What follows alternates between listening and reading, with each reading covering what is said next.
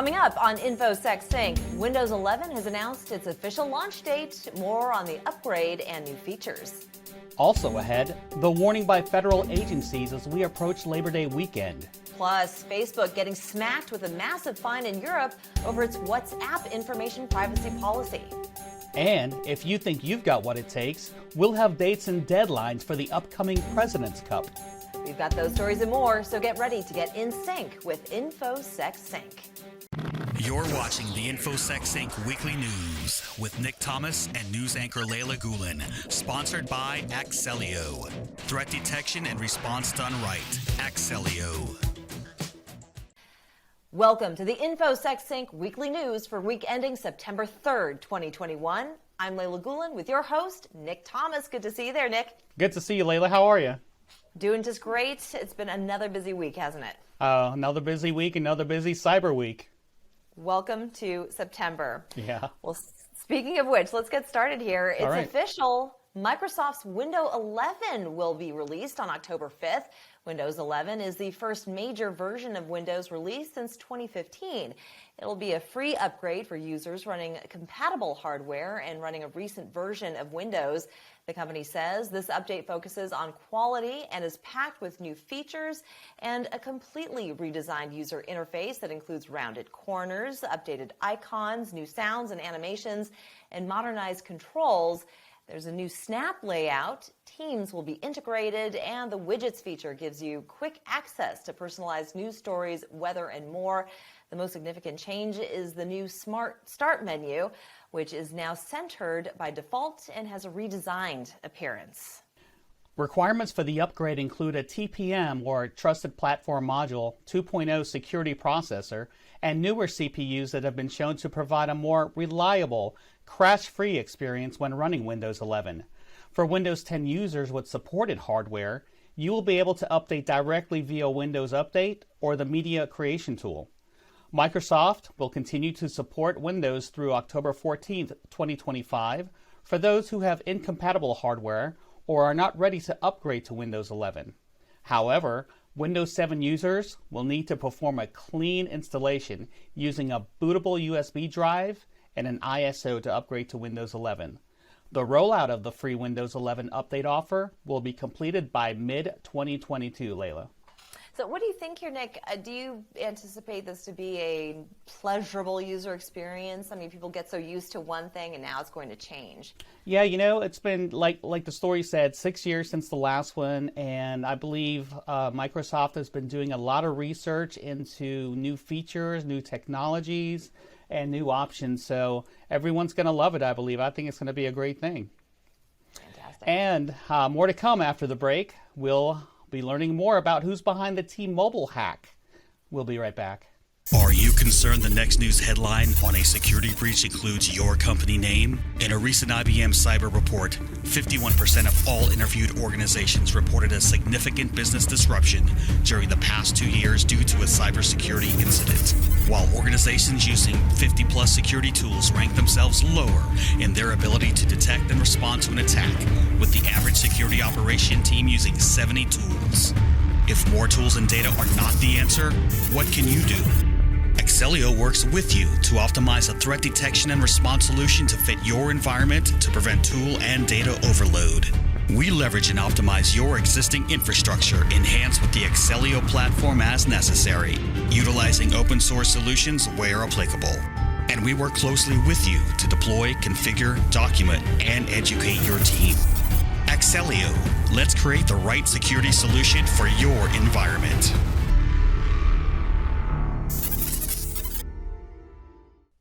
And welcome back. The FBI and CISA are urging organizations to be on heightened alert for ransomware attacks during weekends and holidays.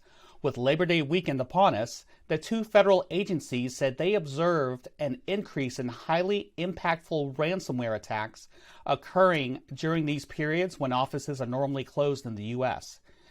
You probably remember the attacks on meat producer JBS, Colonial Pipeline, and Kaseya, each happening on or near Memorial Day, Mother's Day, and the 4th of July, respectively. The agency's advice: a defensive strategy that includes making an offline backup of data, avoiding clicking on suspicious links, and updating operating systems and software. A criminal investigation is ongoing following a recent hacking of T-Mobile's carrier systems by a 21-year-old American living in Turkey. While the company's CEO says the bad actor leveraged their knowledge of technical systems to gain access to its testing environments and then used brute force attacks and other methods to make their way into other servers, IT servers that is, that included customer data. The suspect, John Binns, took credit for the attack by reaching out to the Wall Street Journal and explained that he managed to infiltrate T-Mobile's systems after identifying a vulnerable internet-exposed router in July.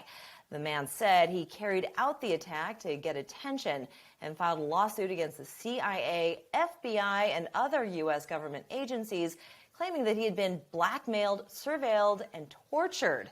T-Mobile has confirmed that the breach impacts more than 54 million current, former, and prospective customers. Well, Amazon will soon be offering cybersecurity training materials and multi-factor authentication devices for free. The training materials will focus on security awareness and particularly the threat posed by social engineering. The service will be offered for free to both individuals and organizations starting in October. The training courses include online assessments and videos, and Amazon says organizations can build on them to create their own materials that better suit their needs. What do you think about this, Nick? Do you think that this is necessary? I mean, are there other places where people can get the same information? You know, I think this is a great thing that they're offering. The other cloud service providers do give a little bit of free material. I think Amazon is going above and beyond, and that's a great thing because it gets people involved with cloud, and from there, people will more be apt to learn more about it, get into the security of the cloud and how the cloud works, and share their knowledge. So I think it's an excellent thing. Okay, great. Well, in healthcare, more than 650,000 patients belonging to DuPage Medical Group have been notified that their data was compromised during a cyber attack and network outage in mid-July. The Illinois health system launched an investigation into the impact alongside a third-party cyber forensic specialist firm and determined that the outage was caused by threat actors gaining access to data, including names, contact details, diagnosis codes, and social security numbers, among other information. The DMG hack is among the 10 largest incidents reported in the healthcare sector in 2021 so far. Meanwhile, Michigan-based Beaumont Health has been added to the ongoing breach tally of healthcare covered entities impacted by the ACCELLION file transfer appliance hack. An attacker exploited several unpatched zero-day vulnerabilities in the FTA platform and combined the flaws with a new web shell called do mode. While the motives behind the hack were unclear at first, the actors began contacting victims in January through an attempt to extort the entities into paying a ransom. The Beaumont impact was caused by its legal services vendor, Goodwin Procter, which used the FTA for large file transfers on behalf of its clients. The compromised data include names, procedures, physician names, internal medicine record numbers, and dates of service. So a lot of info there, Leyla. Absolutely. Well, a ransomware attack on the San Andreas Regional Center in California led to the threat actors potentially accessing or obtaining some patient-related data. A total of approximately 57,000 patients were notified. The sophisticated attack struck on July 5th, and SARC quickly secured its systems while engaging a third-party forensics firm to investigate and remediate the incident. The FBI was also contacted. SARC was able to restore its systems and operations via backups. SARC provides support, services, and advocacy for those with developmental disabilities. Nick?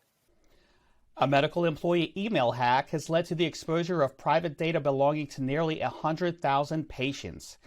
CAREATC detected suspicious activity in an employee email account in June. CAREATC then performed a comprehensive review of the email contents to determine what information was present during the incident. The company has since provided additional employee training on best practice email security. And more than 300,000 patients' COVID-19 vaccination data has been compromised in Denton County, Texas. The issue, a flaw in its third-party application. The vulnerability was first discovered in early July, which enabled anonymous, unauthorized users to view data hosted on the system. The leak is tied to UpGuard data research on Microsoft Power Apps, which showed several vulnerabilities and the potential exposure of the information contained in the apps, including those belonging to the state health departments. And we've talked a lot about this, Nick, but about healthcare systems getting hacked all the time. Why are they such soft targets? You know, Leyla, I believe that they're soft targets because their budgets are very low for cybersecurity. They're not these big cybersecurity companies or big retail markets. So I believe that's what's going on, and that's why privacy is getting hacked over there. And speaking of privacy, WhatsApp has been slapped with a massive $266 million administrative fine by Ireland's Data Privacy Commissioner for violating the EU's GDPR privacy regulation. They're accusing its parent company, Facebook, of failing to inform users and non-users on what it does with their data. The fine follows an investigation started in December 2018 after the data watchdog received multiple complaints from individual data subjects, both users and non-users, regarding WhatsApp data processing activities. The fine was increased after 8 other EU privacy regulators, including Germany, France, Hungary, Italy, Portugal, Holland, and Poland, said its initial £50 million fine wasn't enough. On top of the fine, the Irish data watchdog also ordered WhatsApp to bring its processing into compliance with GDPR's requirements by taking a range of specified remedial actions with a deadline that will expire in 3 months. Time for a break. When we return, the FBI has a warning about Hive ransomware. We'll be right back. Many organizations are protecting their environment through perimeter defense using a combination of firewalls, IDSs, IPSs, and endpoint protection. Even though cost-effective, recent events have shown that perimeter defense, even though necessary, is not sufficient when it comes to threat detection and response. And once a threat actor penetrates these defenses, what tools do you have to detect their every move or to stop their preparations for ransomware attacks or data exfiltration? At ACCELLION, we believe that comprehensive network visibility across your network, inside and out, is essential to identify and respond to today's threat actors.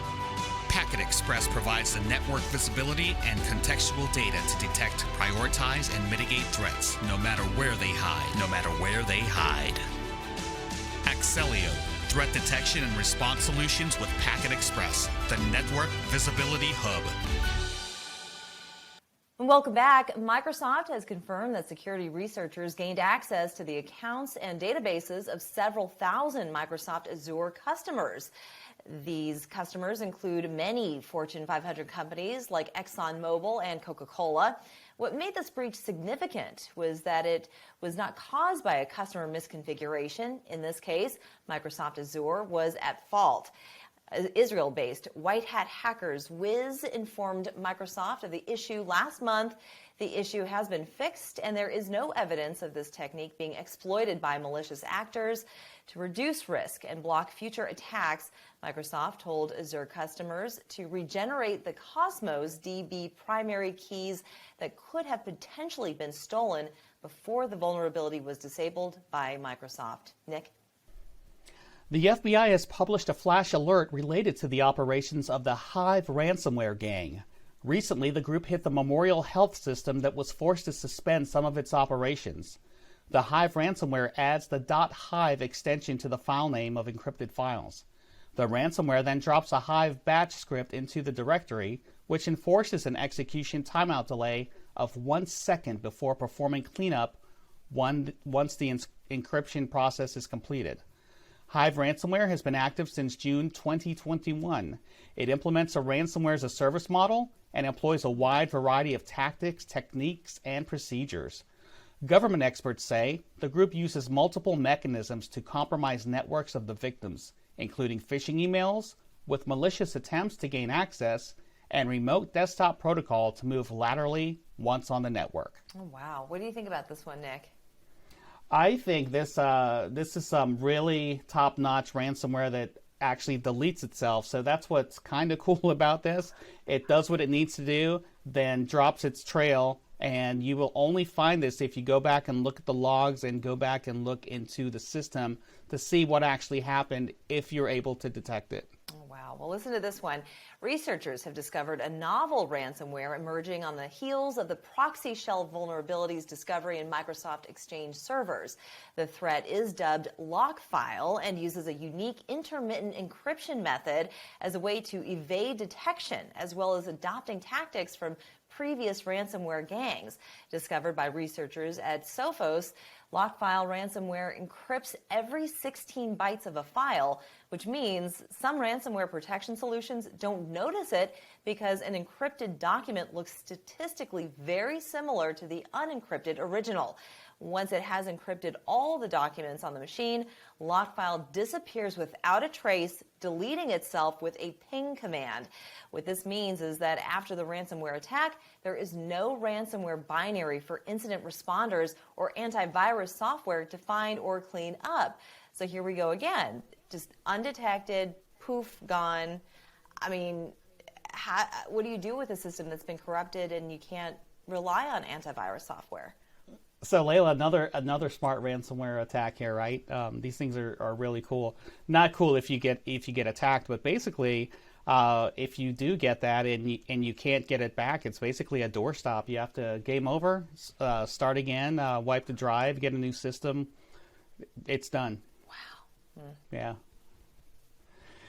Hewlett-Packard Enterprise is joining Apple in warning customers of a high-severity sudo vulnerability. Sudo is an open-source program used within its Aruba airwave management platform and could allow any unprivileged and unauthenticated local user to gain root privileges on a vulnerable host. Hewlett-Packard warns the sudo flaw could be part of a chained attack, where an attacker has achieved a foothold with lower privileges via another vulnerability and then uses this to escalate privileges. HPE says to mitigate the issue, users should upgrade to Airwave Management Platform to 8.2.13.0 and above. Bangkok Airways, a major airline company in Thailand, confirmed it was the victim of a cyber attack earlier this month that compromised personal data of passengers. The announcement came after the Lockbit ransomware gang had posted a message on their leak site claiming the breach and threatening to publish stolen data unless the ransom was paid. Lockbit is the same hacker group that breached Accenture global IT consultancy giant and demanded a $50 million payment to stop the leak of allegedly 6 terabytes of stolen data.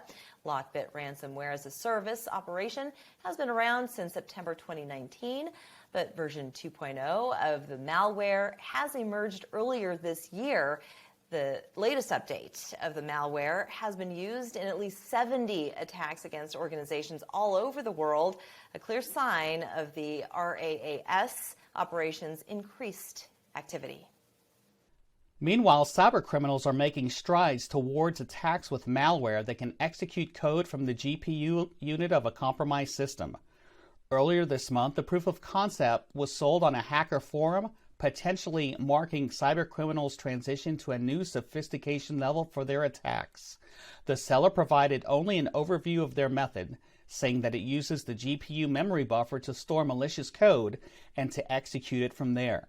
Another member of the hacker forum indicated that GPU-based malware has been done before, pointing to Jellyfish, a 6-year POC for a Linux-based GPU rootkit. But the seller rejected the association with the Jellyfish malware, saying that their method is different and does not rely on code mapping back to user space. So we'll hear more about that coming up. Absolutely. Well, the SEC has announced sanctions against several companies over cybersecurity failures that resulted in email accounts getting hacked and the exposure of customer information. Cetera, Cambridge Investment Research, and KMS Financial Services are accused of information exposure belonging to thousands of clients, as well as misleading disclosure notifications. The agency said each of the companies violated rules regarding the protection of confidential customer information. Each company is expected to pay up to $300,000 for the violations. Well, it's time for a break. When we return, it's time to test your cybersecurity mettle. We'll be right back. Are you concerned the next news headline on a security breach includes your company name? In a recent IBM cyber report, 51% of all interviewed organizations reported a significant business disruption during the past 2 years due to a cybersecurity incident. While organizations using 50-plus security tools rank themselves lower in their ability to detect and respond to an attack, with the average security operation team using 70 tools. If more tools and data are not the answer, what can you do? ACCELLION works with you to optimize a threat detection and response solution to fit your environment to prevent tool and data overload. We leverage and optimize your existing infrastructure enhanced with the ACCELLION platform as necessary, utilizing open source solutions where applicable. And we work closely with you to deploy, configure, document, and educate your team. ACCELLION, let's create the right security solution for your environment.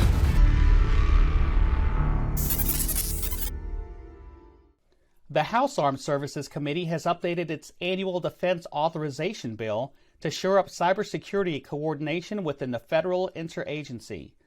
It will also further clarify roles between the government and industry on things like threat intelligence and when to buy commercial products. Another proposal would direct the Joint Forces Headquarters for the Department of Defense Information Networks to create a new program management office to manage and oversee the way DoD buys and shares commercial threat intelligence products with other components. The federal government has been trying to fix its information sharing deficiencies for more than a decade. So it's always good to beef up your cybersecurity army, right, Nick, and encourage Absolutely. communication and information between all the agencies. But do you think that this is going to allow for some vulnerability for anyone to infiltrate when you start growing it? Well, Leyla, you always have the possibility of insider threat, and we try to teach that in the agencies and the intelligence community. So that threat's always going to be there. So it's actually up to the people working there to make sure that that doesn't happen. All right. Well, the Biden administration has announced a 2-year fellowship program designed to attract early career technologists to the government ranks. The U.S. Digital Corps will be housed within the General Services Administration's Technology Transformation Services alongside the Presidential Innovation Fellows Program. The goal is to build a pipeline of diverse talent to GSA and recruit the next generation of public servants. Digital Corps will begin accepting applications this fall for up to 30 fellows housed within at least 5 federal agencies, including GSA, the Department of Veterans Affairs, the Consumer Financial Protection Bureau, and the Centers for Medicare and Medicare Services. Nick? And finally, if you think you've got what it takes to take home the gold, registration is now open for the 3rd annual President's Cup Cybersecurity Competition. The competition offers federal employees and service members a chance to flex cyber know-how in 3 rounds as a team or individual. Individual competitors can opt for a track in incident response and forensics analysis, one focus on exploitation analysis and vulnerability assessment, or both tracks. Registration closes September 20th for teams and October 4th for individuals. Finals will take place at CISA headquarters and be live streamed on CISA's YouTube. Government contractors cannot participate. So, Nick, are you going to be applying? Oh, I would love to, but as it says, I cannot participate. Wow, that's too bad. But this is a great thing, right? I mean, allows people to really flex their muscles. Oh, it's great. It allows you to show off and hopefully win a prize. Yes, prizes. That's where it's at. Well, that's going to do it for us. We want to thank you for watching. And on behalf of Nick Thomas and myself, you are now in sync with InfoSecSync. We'll see you again next week. Many organizations are protecting their environment through perimeter defense using a combination of firewalls, IDSs, IPSs, and endpoint protection. Even though cost-effective, recent events have shown that perimeter defense, even though necessary, is not sufficient when it comes to threat detection and response. And once a threat actor penetrates these defenses, what tools do you have to detect their every move or to stop their preparations for ransomware attacks or data exfiltration? At ACCELLION, we believe that comprehensive network visibility across your network inside and out is essential to identify and respond to today's threat actors. Packet Express provides the network visibility and contextual data to detect, prioritize, and mitigate threats, no matter where they hide. No matter where they hide. ACCELLION, threat detection and response solutions with Packet Express, the network visibility hub.